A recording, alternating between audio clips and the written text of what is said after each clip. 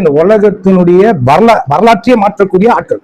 அப்படிப்பட்ட ஆட்களை நான் கட்டுப்பாட்டுக்குள்ள வைக்கிறதுக்கு அவங்க ஒரு டிசெப்ஷன் பண்ணிக்கிறாங்க. என்னன்னா, இவங்க அதிகாரத்தில் இருக்கிறாங்க. நாட்டை, பொருளாதாரத்தை, வளத்தை, ஜனங்களை கண்ட்ரோல் பண்ற ஒரு முழு நாட்டையே தன்னுடைய அதிகாரத்தில் வைத்திருக்கிற ஆட்களை அவன் அதிகாரத்தில் வைக்கிறான் பாரு. அதான் டிசெப்ஷன். அவனுக்கு என்ன வீக்னஸோ அந்த வீக்னஸை வச்சு, அது செக்ஷுவலா இருக்கலாம், வேற எதனா காரியமா இருக்கலாம், வேற இன்பமா இருக்கலாம், வேற போதை பழக்கமா இருக்கலாம், என்னென்னலாம் இருக்கலாமோ அது அவன் வீக்னஸை கண்டுபிடிச்சு அந்த வீக்னஸ்ல அவன் அடிக்கிறது. அச்சா அவன் என்ன பண்றான்?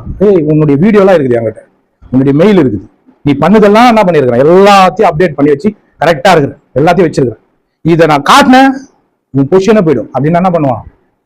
இவர் நாட்டு அதிகாரம் பண்றது இவர் தான். ஆனா யார் கண்ட்ரோல்? இதுதான் டிசெப்ஷன். பிசாசு என்ன பண்றான்? உனக்கு ஒன்ன காட்டி ஒன்ன மறக்க வைக்கிறான். இப்ப நீ பாவத்தை பண்ணிட்டீங்கன்னா, பாவத்து மேல கண்ணு போச்சுன்னா தேவன் கொடுத்த தேவ நீதி மேல கண்ணு மறந்துடும். அதனாலதான் அனுதினமும் ஜெபம் பண்ணணும். ஆண்டவரே, என் கண் நாளுக்கு நாள் பிரகாசம் அடையும், நாளுக்கு நாள் என் உள்ளம் தெளிவாகும், என் மனது தெளிவாகும். நான் பார்க்க வேண்டியதை மட்டும்தான் பார்க்கணும். நான் எதை பார்க்கணும் நீங்க விரும்புறீங்களோ அதை மட்டும் தான் பார்க்கணும். நீங்க எதை செய்யணும் நீங்க விருப்பப்படுறீங்களோ அதை மட்டும் தான் நான் செய்யணும். நீங்க என்ன சித்தமுள்ள இருக்கோ அந்த சித்தத்தை நான் வச்சுன்னு அந்த சிந்தனையில நான் என் வாழ்க்கையை வாழணும். நின்றேன் கரெக்டா. பசி வந்தா நானா இருக்க மாட்டேன் அப்படின்ற மாதிரி எதனா பிரச்சனை கொடுத்துட்டா நீயா இருக்க மாட்டேன்னா என்ன அர்த்தம்? இதெல்லாம் ஜெயிச்சவர் சொல்றாரு. சோதனைய எல்லாத்தையும் ஜெயிச்சவர் சொல்றாரு. நான் இந்த உலகத்தை ஜெயித்தேன், திடன் கொள்ளுங்க, நான் உங்களோடு கூட இருக்கிறேன். அவர் சொல்றாரு, நீ விழுந்தாலும் பரவாயில்ல, விழுந்து நிக்க வைக்கிறதுக்கு நான் இருக்கிறேன். ஆமென். நான் உனக்கு பக்கபலமா இருக்கிறேன், நான் உனக்கு துணையா இருக்கிறேன், நான் உனக்கு என்ன பண்றேன், சகாயரா இருக்கிறேன். நீ இது இல்லா நில்லு, இந்த உலகம் புரிஞ்சுக்கோ, உண்மையும் புரிஞ்சுக்கோ, அது மத்தியில என்ன நீ புரிஞ்சுக்கோன்றார் கர்த்தர்.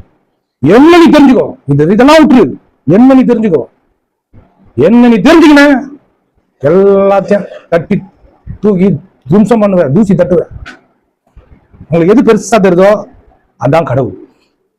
எனக்கு கடவுள் தான் பெருசா தெரியாரு. பிரச்சனையோ, பாவமோ, பிசாசோ, அம்மாவோ, அப்பாவோ, தம்பியோ, தங்கச்சியோ, புருஷனோ, மனைவியோ, பிள்ளைங்களோ, பிரச்சனையோ, அந்த மலையோ இந்த மலையோ, வரக்கூடிய பிரச்சனை மலையோ எதுவுமே எனக்கு பெருசா தெரியாது. ஏன்னா இதை எல்லாத்த காட்டிலும், உலகத்துல இருக்கிறவனை காட்டிலும் எனக்குள்ள இருக்கிறவர் பெரியவர். ஆமென். அவர் பெரியவர்.